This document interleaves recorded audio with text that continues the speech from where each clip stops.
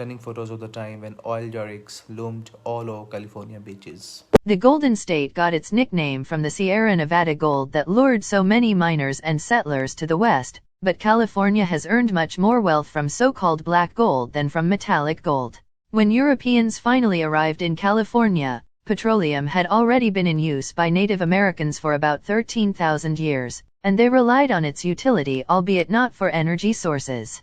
Natives used oil primarily as a lubricant, but they also used it as a sealant to waterproof canoes. The first Californian well was drilled in 1865 in Humboldt County.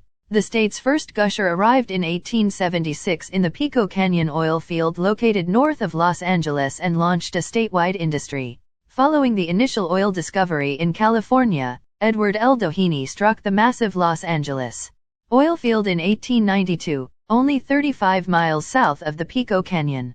The main character of the 2007 award-winning film There Will Be Blood is said to be loosely based on Doheny. In 1897, the world's first offshore well was drilled from a 300-feet-long pier in the Pacific Ocean, initiating an offshore drilling boom. The discovery of oil in California had a significant impact on the price of oil both in the state of California and across America. In 1860, 0.5 million barrels of oil were produced throughout the country. By 1895, the state of California, alone, produced 1.2 million barrels of oil. With the new oil supplies from California along with increased oil production in Texas and Pennsylvania, the price decreased from $9.60 per barrel in 1860 to 25 cents per barrel in 1895.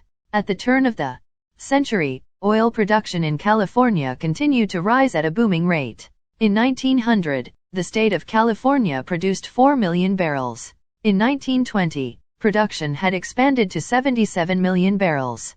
Between 1920 and 1930, new oil fields across Southern California were being discovered with regularity, including Huntington Beach in 1920, Long Beach and Santa Fe Springs in 1921, and Dominguez in 1923, and Inglewood in 1924. Southern California had become the hotbed for oil production in the United States. The oil boom caused whole areas to become home to hundreds of wooden drilling derricks owned by independent speculators.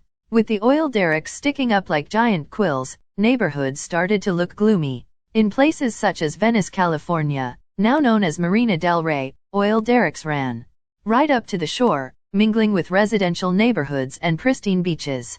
In Huntington Beach and in Santa Barbara, legions of derricks lined the coast, vying for space with sunbathers and lifeguard stands. While today these violent protrusions are at odds with the Southland's idyllic, fun-in-the-sun image, but at the time LA was still in its infancy, and the metastasizing cityscape was preoccupied with growth, not beauty. However, the American Petroleum Institute, API, representing over 500 oil companies, opposed the program because it feared many of its affiliated oil corporations would go out of business. Ultimately, through API's resistance, Coolidge's program never gained sufficient power. If you like this video, make sure you subscribe to my channel.